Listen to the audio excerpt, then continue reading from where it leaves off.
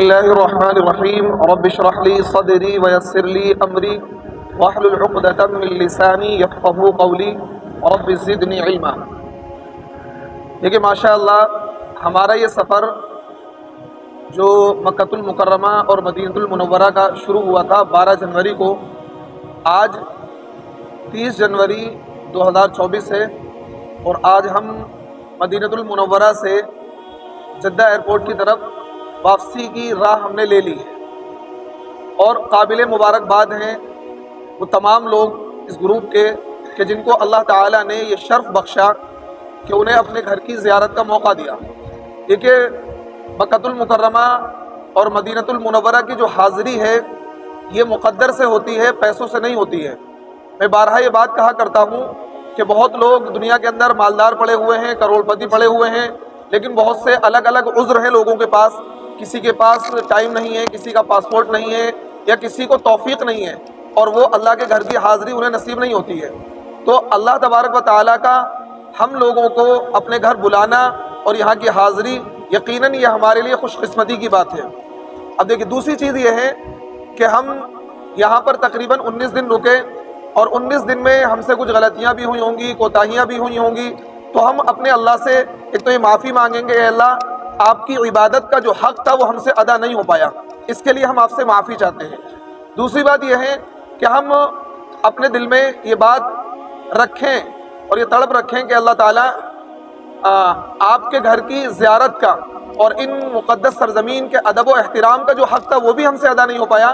انشاءاللہ جو کمی کوتاہی ہم سے رہ گئی ہے، ہم اس کمی کوتاہی کو آئندہ سفر میں دور کریں گے، اور مزید یہ کہ اللہ تعالیٰ آپ ہمیں ہماری غلطیوں سے درگزر فرما کر ہمیں معاف فرما دیجیے، اور ہمیں آئندہ یعنی یہ جو حاضری ہماری ہوئی ہے اس حاضری کو آخری حاضری مت بنائیے، بلکہ اس حاضری کو علماء نے لکھا ہے کہ اللہ سے ان الفاظ کے ساتھ دعا مانگی جائے کہ اے اللہ ہماری اس حاضری کو آنے والی حاضری کا ذریعہ بنا دیجیے، ہماری اس حاضری کو آنے والی حاضری کا ذریعہ بنا دیجیے، اور جب تک ہماری زندگی ہے بار بار اپنے گھر کی حاضری کی توفیق ہمیں عنایت فرما دیجیے۔ اور یہ جو سفر ہے اس سفر میں ہمارے مزاج میں، ہمارے اخلاق میں، ہمارے کردار میں تبدیلی آنی چاہیے۔ ہم مکۃ المکرمہ کی سرزمین پر رہیں، مدینہ المنورہ کی سرزمین پر رہیں، اور یہاں سے جانے کے بعد اگر ہم نے نماز کا اہتمام نہیں کیا اور ہم نے اپنے گناہوں سے توبہ نہیں کری، پھر اسی طریقے کی زندگی گزارنی شروع کر دی جو زندگی ہماری تھی، وہی گناہوں والی زندگی، وہی بے نمازی والی زندگی، تو پھر ہمارا اس سرزمین پر آنا بیکار رہا، کیونکہ ہم اتنی موٹی رقم لگا کر، اپنا وقت نکال کر، اپنے کام کو چھوڑ کر، اپنے کاروبار کو چھوڑ کر، اپنے بچوں کو چھوڑ کر کیوں آئے؟ کس لیے آئے؟ دکھانے کے لیے، یہ کرنے کے لیے کہ بھئی ہم نے عمرہ کر لیا۔ ہم اس کا مقصد صرف یہ تھا کہ ہم اللہ کے گھر کے حاضر ہو کر، اللہ کے گھر پر حاضر ہو کر اپنے گناہوں کی معافی کروائیں، اور اپنے گناہوں کی معافی کریں اللہ تعالیٰ سے، اور ہم گناہوں سے پاک ہو جائیں۔ دیکھیں حدیث پاک کے اندر آتا ہے کہ جو شخص حج یا عمرہ کرتا ہے اللہ تعالیٰ اس کے گناہوں کو معاف کر دیتا ہے۔ حج یا عمرہ کرتا ہے، اور حج کے بارے میں تو خصوصی طور پر نبی علیہ الصلوۃ والسلام نے ارشاد فرمایا کہ جس شخص نے حج کیا اور حج کرنے کے بعد اور حج ایسا کیا کہ فلا رفث ولا فسوق ولا جدال فی الحج، قرآن میں آتا ہے کہ اس حج میں نہ تو اس نے کسی جھگڑا کیا، نہ کسی سے گالم گلوچ کیا، اور بڑے اطمینان کے ساتھ، ادب و احترام کے ساتھ اس نے حج کیا، تو حج کرنے کے بعد حاجی ایسا ہوتا ہے جیسا کہ ماں کے پیٹ سے آج ہی پیدا ہوا ہے، پچھلے تمام گناہ اللہ معاف کر دیتا ہے۔ اور اسی طرح کی فضیلت عمرے کے بارے میں بھی آتی ہے کہ جو شخص عمرہ کر کے جاتا ہے اس کے بھی اللہ تعالیٰ گناہوں کو معاف کر دیتا ہے۔ اب ہم یہاں آئے، ہم نے عمرہ ادا کیا، ہم نے رسول کے روضے پر حاضری دی، ہم نے مسجد حرام میں خوب طواف کیے، تو اب ہمارے یقیناً گناہ معاف ہو گئے ہوں گے۔ ہم اپنے اللہ پر اللہ سے یقین رکھتے ہیں کہ اللہ تعالیٰ نے ہمارے گناہوں کو معاف کر دیا ہوگا۔ تو اب ہمیں اپنے ملک میں جا کر اپنے اکاؤنٹ میں گناہ ایڈ نہیں کرانے ہیں، اپنے اکاؤنٹ میں گناہ ایڈ نہیں کرانے ہیں۔ وہ کس طریقے سے؟ وہ اس طریقے سے یہ ہے کہ ہمارے اخلاق بہت اعلیٰ ہو جائیں، ہمارا کردار بہت اعلیٰ ہو جائے، ہم اپنے پڑوسیوں کا حقوق ادا کرنے لگے، اور ہم نماز کا اہتمام کرنے لگے، ہمارے زبان میں اگر کڑواہٹ تھی تو شیرینی آ جائے، ہماری زبان میں پیار محبت آ جائے، تاکہ لوگ یہ کہیں کہ یار یہ بندہ تو بدل ہی گیا، جب سے اس نے حج کیا ہے، جب سے اس نے عمرہ کیا ہے، اس کے مزاج میں تبدیلی آ گئی، اس کے مزاج میں نرمی آ گئی، نبی کے شہر میں جا کر اس کا مزاج نرم ہو گیا، کیونکہ ہمارے جو نبی تھے بہت ہی بااخلاق تھے. ہمارے جو نبی تھے بہت ہی نرم مزاج تھے. اتنے نرم مزاج تھے کہ حضرت انس بن مالک رضی اللہ تعالیٰ عنہ ارشاد فرما کہتے ہیں کہ میں نے نبی علیہ الصلوۃ والسلام کی خدمت میں 10 سال گزارے ہیں. کتنے؟ 10 سال گزارے ہیں. چھوٹے بچے تھے، 10 سال کی عمر تھی، اور 10 سال کی عمر سے 20 سال کی عمر تک انہوں نے نبی کی خدمت کی. کتنی مرتبہ ایسا ہوا کہ اللہ کے نبی نے کوئی کام بتایا حضرت انس کو کہ ذرا انس یہ کام کر لانا، اور بچے تھے جائے بچوں میں کھیلنے لگ گئے.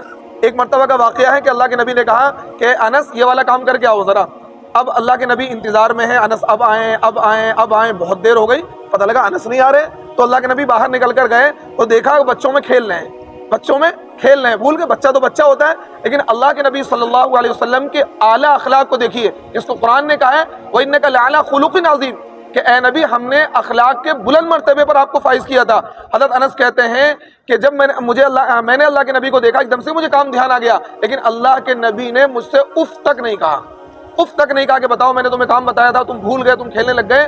اور کہتے ہیں 10 سال میں نے اپنے نبی کی خدمت کی ہے، لیکن پورے 10 سال کے عرصے میں مجھ سے غلطیاں بھی ہوئیں، کوتاہیاں بھی ہوئیں، لغزشیں بھی ہوئیں، لیکن کبھی بھی میرے نبی نے مجھے اف تک نہیں کیا. یہ ہمارے نبی کے اخلاق تھے، یہ ہمارے نبی کا کردار تھا. اور آج ہمارا مزاج کیا ہے؟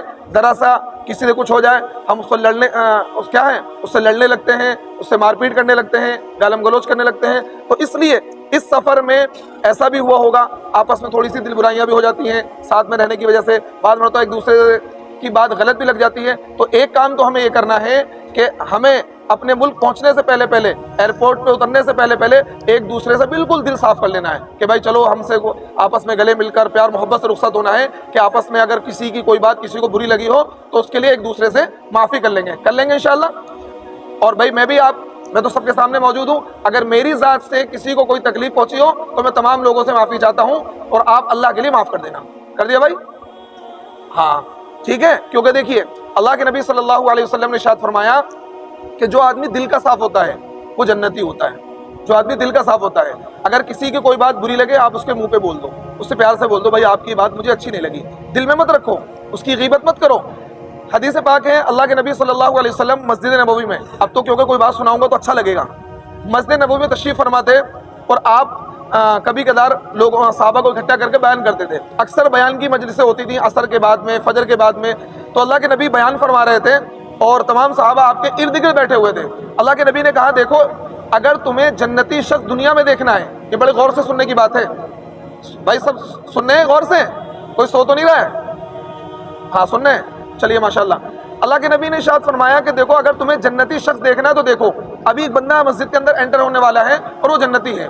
اب ظاہر سی بات صحابہ تو اس معاملے میں حریص تھے، لالچی تھے، کیونکہ وہ چاہتے تھے بھائی جنت کا ہمیں کوئی وہ مل جائے تاکہ ہم جنت والے راستے پر چلیں. صحابہ نے مڑ کر دیکھا ایک شخص آئے ہیں، صحابی ہیں، نہ تو کوئی بہت بڑا ان کا نام ہے، آئے خاموشی کے ساتھ، چپل ہاتھ میں لیے ہوئے، وضو کا پانی ٹپک رہا ہے، اور آ کر ایک سائڈ میں بیٹھ گئے. صحابہ کو بڑا رشک ہوا، یار یہ بندہ جنتی ہے، کیونکہ نبی نے مہر لگا دی. وہ تو سارے صحابہ جنتی ہیں، لیکن جس کے بارے میں نبی نے دنیا میں ہی کہہ دیا یہ شخص جنتی ہے تو اس کے کیا ٹھکانے ہیں. صحابہ کو بڑا رشک ہوا. تو صحابہ نے پھر اگلا دن پھر اللہ کے نبی نے ارشاد فرمایا کہ اگر کسی کو جنتی شخص دیکھنا ہے تو دیکھے ابھی ایک بندہ مسجد میں انٹری کرنے والا ہے اور آپ دیکھ لینا وہ شخص جنتی ہے. جب دوسرا دن ہوا اور اللہ کے نبی نے یہ ارشاد فرمایا تو وہی صاحب دوبارہ اندر آئے تو بولے یار یہ تو وہی بندہ ہے، یہ تو وہی صحابی ہیں جو کل آئے تھے. 2 دن گزر گئے. تیسرے دن پھر اللہ کے نبی نے ارشاد فرمایا کہ اگر کسی کو جنتی شخص دیکھنا ہے دیکھے. تو صحابہ نے مڑ کر دیکھا کہ وہی صاحب پچھلے 2 دن سے جن کے بارے میں اللہ کے نبی کہہ رہے ہیں جنتی، وہی صاحب آج بھی انٹری کر رہے ہیں. تو خیر مجلس ختم ہو گئی. ایک صحابی ہیں وہ باہر نکل کر جب گئے وہ ان کے پیچھے گئے، انہوں نے پیچھا کیا کہ دیکھیں یہ بندہ کہاں رہتا ہے. جب وہ گھر پہنچ گئے، گھر پہنچنے والے ہو گئے تو انہوں نے کہا کہ بھائی مجھے ایک بات کرنی ہے آپ سے. بولے بتائیے. کہ مجھے آپ کے گھر میں 2-3 دن ٹھہرنا ہے، ذرا میرا کچھ گھر میں مسئلہ چل رہا ہے اور میں آپ کے وہاں ٹھہرنا چاہ رہا ہوں، کیونکہ اسلام میں یہ 3 دن کی مہمان نوازی ہے. اگر کوئی بندہ آپ کے وہاں 3 دن ٹھہرنا چاہ رہا ہے، کوئی مسافر ہے تو آپ اسے ٹھہراؤ. 3 دن کی لازم ہے کہ آپ اس کی مہمان نوازی کریں، اس کے کھانے پینے کا انتظام کریں. انہوں نے کہا ٹھیک ہے کوئی دقت نہیں، 3 دن آپ میرے گھر میں ٹھہر جائیں. اب 3 دن ٹھہرے، ان کا مقصد کچھ اور تھا. مقصد یہ تھا کہ میں دیکھوں گا بندہ کون سا ایسا عمل کرتا ہے کہ جس کی وجہ سے اللہ کے نبی صلی اللہ علیہ وسلم نے اس بندے کے بارے میں کہا ہے کہ جنتی ہے. اب وہ ٹھہر گئے، دن بھر دیکھتے رہتے. بھائی وہ بندہ صبح اٹھنے کے بعد میں ناشتہ واشتہ کیا، اپنے کام پہ چلا گیا. کام پہ جانے کے بعد میں رات میں آنے کے بعد میں آرام سے کھانا وانا کھایا، عشاء کی نماز پڑھی، سو گئے. تہجد نہیں پڑھتے تھے، اپنا آ کے سو گئے. اب انہیں بڑا تعجب ہوا 3 دن گزر گئے، کہنے لگے یار بندہ ایک تو نارمل انسان ہے، تو یہ تو 5 وقت کی نماز پڑھتا ہے، اپنا کام کرتا ہے، میں تو سوچ رہا تھا رات میں اللہ اللہ کرتا ہوگا، بہت ساری نمازیں پڑھتا ہوگا، تہجد پڑھتا ہوگا، تلاوت کرتا ہوگا، یہ تو ایک نارمل سا عمل ہے۔ تو انہیں کہنے لگے کہ مجھے میرے دل میں ایسا آیا، مطلب ان کے عمل کو میں نے کم سمجھا، تو میں نے سوچا چلو ان سے پوچھ لو۔ انہوں نے کہا بھائی دیکھو بات ایسی ہے، میرے والد صاحب سے میری کوئی لڑائی وڑائی نہیں ہوئی، نہ میرے گھر میں کوئی جھگڑا ہوا، میں تو صرف اس لالچ میں، کیونکہ اللہ کے نبی نے 3 دن تک آپ کے بارے میں کہا کہ آپ جنتی ہیں، تو اس لیے میں نے یہ سوچا کہ میں آپ کے گھر میں ٹھہروں گا اور دیکھوں گا کون سا ایسا ایک پرٹیکولر مخصوص عمل ہے جس کو تم کرتے ہو جس کی وجہ سے تم جنتی ہو، آپ مجھے اپنا عمل بتاؤ۔ تو انہوں نے صحابی نے کہا بھائی دیکھو میرا کوئی مخصوص عمل نہیں ہے، جو آپ نے دیکھا بس یہی ہے، میں 5 وقت کی نماز پڑھتا ہوں اور اپنا حلال مال کماتا ہوں، لیکن ہاں ایک بات ضرور ہے جو تمہاری نظر میں نہیں آئی۔